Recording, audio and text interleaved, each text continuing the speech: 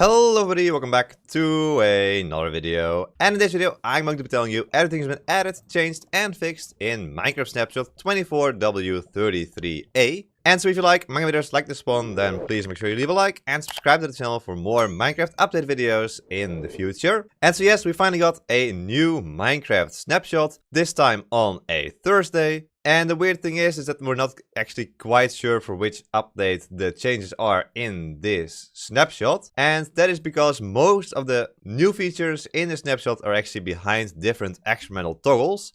So 3 new experimental features have been added.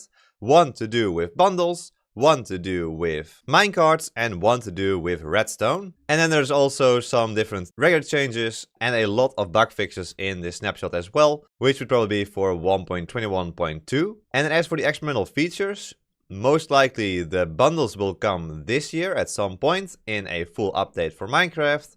We don't know if that's 1.22 yet, or 1.21.2 or 1.21.3. And then as for the redstone wire changes and the minecart changes, they'll probably come in a future release, because they're still working on it and they want to get some feedback on these changes. So these are definitely not final yet. But alright, let's get into the experimental features then, and let's start with the changes to the bundle.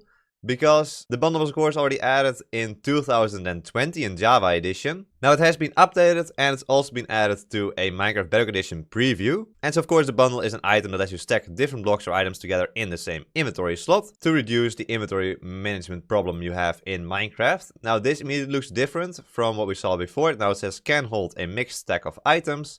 And there's that empty bar right there. So what we'll do is just grab a few different items. And so one bundle can fit usually 64 items or just a stack. And you can insert them here directly from in the inventory. So what you do is just hold an item over it and they get put into there. As you can see, I've added 5 coal to the bundle. You can add the lapis lazuli here and the diamonds. And you can see them getting added there to the bundle just like this. And in total, you will be able to see 8 items here. There we go, put in the redstone, and let's also put in a few rails. There we go. And now as you can see, if you put in more than 8 items, you don't actually see all of the items there anymore. The maximum you can see is 8, and currently we only see 4 actually. And of course we can actually put more of the same item in there, that is also just fine. We maybe can put in an ender pearl. There we go. And so you can just see the most recently added items here. We cannot put in a netherite sword. There's also a sound effect to say that that's not possible, because of course that is a stack on its own. But now let's just fill it up, and there we go. Now it says that the bundle is full, and there's also this red bar at the bottom right there. So then how do you take items out? Well, you can just hover over the bundle like this, and you can right click to take the first item. That just takes out that redstone right there. Or you can use the number keys or the scroll wheel to select a different item, then right click to take it. So you can scroll just like this, and you can also see the icon changing there in the bundle to scroll over the different items you can see here. You can only scroll over these items, not over the others that are hidden, but that is how it works. So you can just scroll over to the rails, for example, right click, and you get the rails, just like this. You can scroll, cook chicken, and grab the cooked chicken. And now we're back to this entire menu, and you can scroll over all of these items as well. Or you just use a number pad to go through all of these different items just like this. And if you remove your mouse from the bundle, it will just immediately go back to normal, just like that. So that is how you can add and remove items from the bundle in this experiment. Then of course there is still a feature that if you hold the bundle just like this and then right click, it spits out all the items on the ground, just like that. Then as for the crafting recipe, to craft a bundle, what you need is just a piece of string and some leather. And putting them just like this will make you a bundle. And so you can make it both in the crafting table and also in your own personal crafting menu in your inventory. And so the controls have changed from the original prototype. Use left click to put an item in the bundle. Use right click to remove the item type from a bundle. And use the mouse wheel to select different types of items. So that is how the bundle now works for the bundle experiment. Now let's move on to the second experiment of this snapshot, which is the Redstone Experiment. And so what they say in the patch notes is, please note that the experimental features behind this toggle are not aimed at any future release at this time. Instead, this is a place for us to try out changes and gather feedback. So there is some quite controversial stuff in here probably, but don't worry, there is no real planned release for these kinds of changes. They're just trying these things out, see if people like it or not, and then change it based on the feedback. So the changes are to redstone wire, and it says that the performance impact of redstone wire has been improved, which is good. And redstone wire now only triggers block updates on blocks that may receive redstone from the wire. And then there's some more stuff there, which I am personally not well enough equipped with redstone to understand what's going on there. So you may have to read through that yourself. But one interesting example they give here in what is, for example, changing with redstone is this example with the update order of redstone. So what do I mean with that? Well, that is, for example, this problem right over here. Which of these two pistons will get activated first? Many people say that because there's less redstone between the lever and the piston here than here, this piston should go first and then the other one. And indeed, that is how it now works in this experiment, but it's not how it worked previously. As we can see that this is very consistent.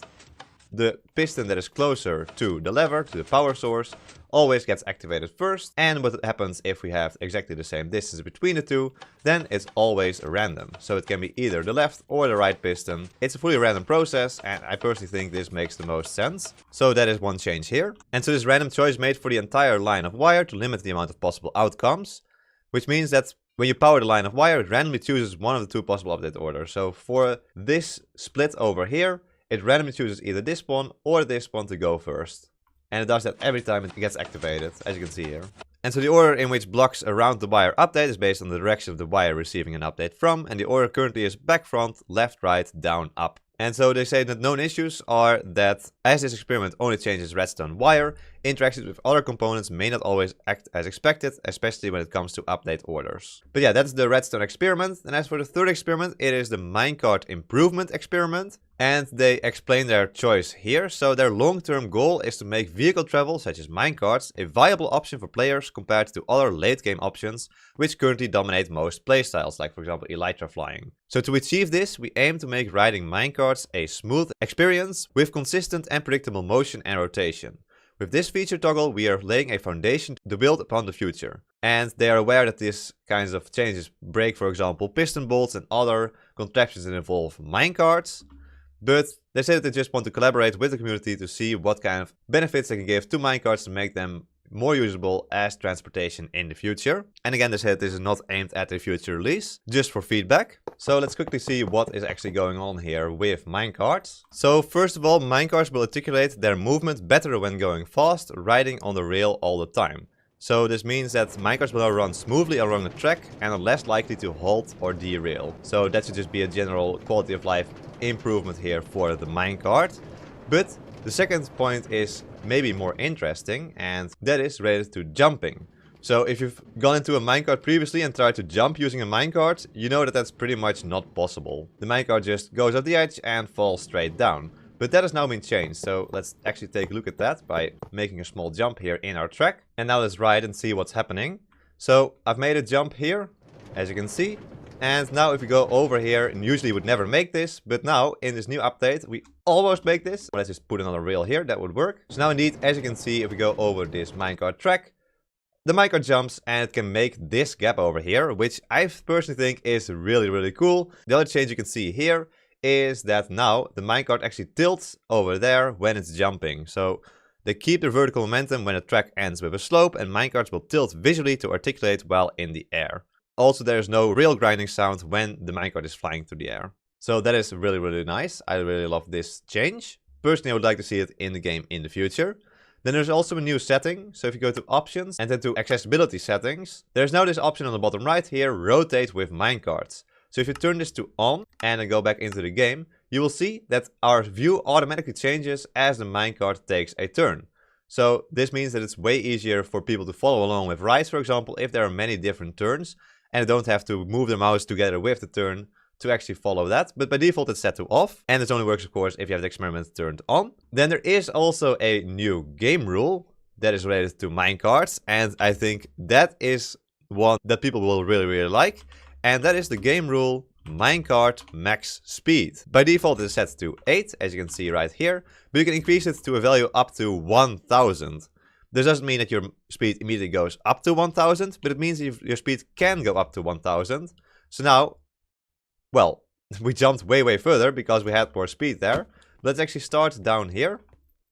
Go into the minecart. You can see we get a whole lot of speed and can jump very, very far in the minecart. So that is an amazing game rule. I actually love that game rule. So I would love to see that added into the game into the future. And of course, you can make it very, very slow as well. This means that the minecart pretty much doesn't do anything anymore. And it will be very, very difficult to move unless you have some powered rails. But you can also make it something maybe a little more reasonable. Let's say like 20. And now it's just a little faster than what it would usually be.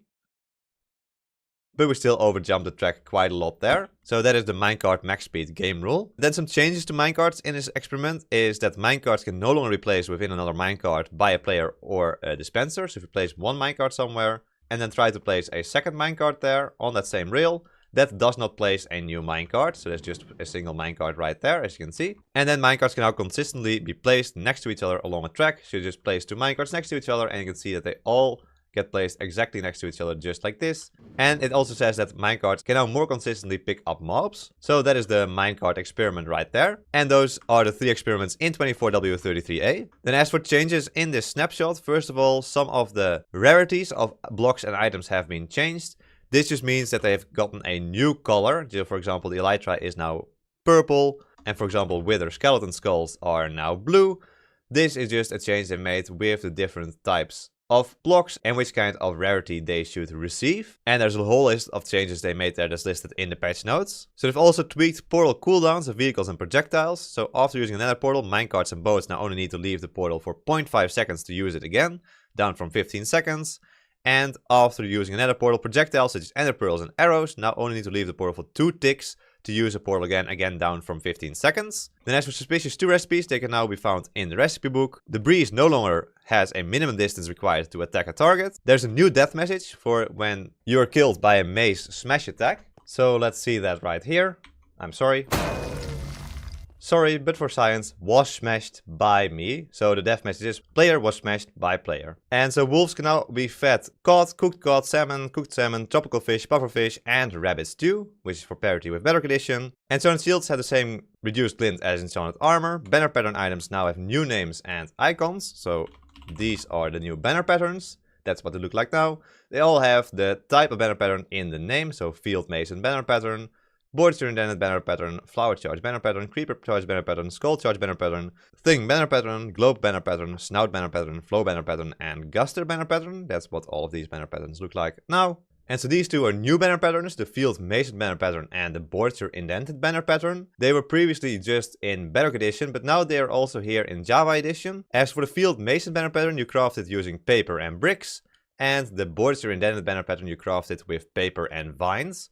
And you can no longer access these 2 banner patterns in a loom without the banner pattern item. Also a naming change to smithing templates. So they are now named after their template type. This is just the sentry armor trim. And this is just the netherite upgrade item. And then the smithing template is in a subtitle. So there says netherite upgrade ingredients smithing template. So that is how all of these work right here. Then the game will now limit the maximum frame rate when it is minimized or the player is AFK. So when the game is minimized, it will just put your FPS to a max of 10. I think you just barely saw it happening there. It just goes back to 10 when you have the game minimized. And when you're AFK for more than a minute, it goes to 30 FPS. Yeah, so the frame rate is limited to 30 FPS when the game is not getting any player input for more than a minute. And this will then even further reduce to 10 frames per second after 9 more minutes of no input. So after 1 minute, it will go to 30 FPS. And after 10 minutes, it will go to just 10 FPS if you are AFK. So I guess we'll wait a bit until it actually occurs here. And so if you don't really like this, that it reduces your FPS when you're AFK, you can also turn this off. And that is done through a video setting, which we'll show in a second, which is called reduce FPS when. And there we go, we were AFK for 1 minute. And now our frame rate is just 30 FPS, or at least capped at 30 FPS. And after 9 more minutes, it would be capped at 10 FPS. And so indeed, if you go into options and then into video settings, then right here you'll see reduce FPS when.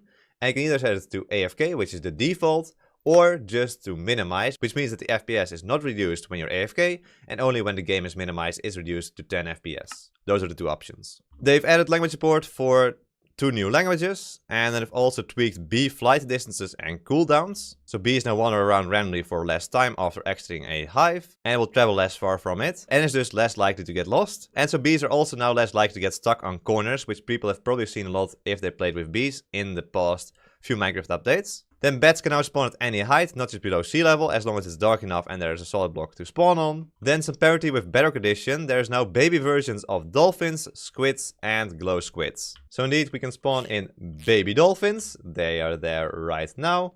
Baby glow squid, hello baby glow squid, and also baby squid.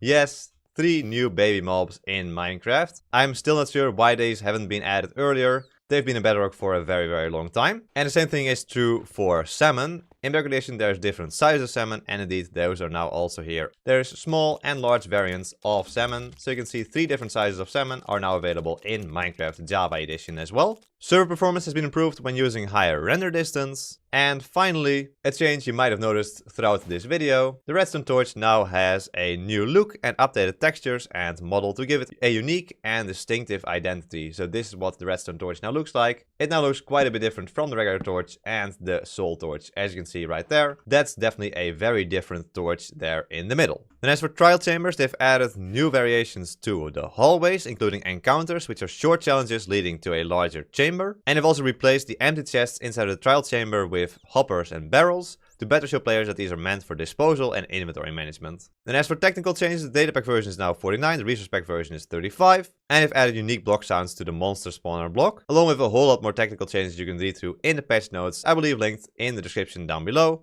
along with over 200 bug fixes. That is an insane number of bug fixes. The oldest bug that was fixed was actually bug 379. Spawn animals and spawn NPC as false, removes all villagers and prevents summoning new mobs. A very old bug that has now been fixed. And so there we go, those are all the additions, changes and fixes in Minecart Snapshot 24w33a. Quite a significant snapshot, especially with those 3 new experimental toggles. Let me know in the comments down below what you think about this very first snapshot in a long time. And if you like this video, then please subscribe!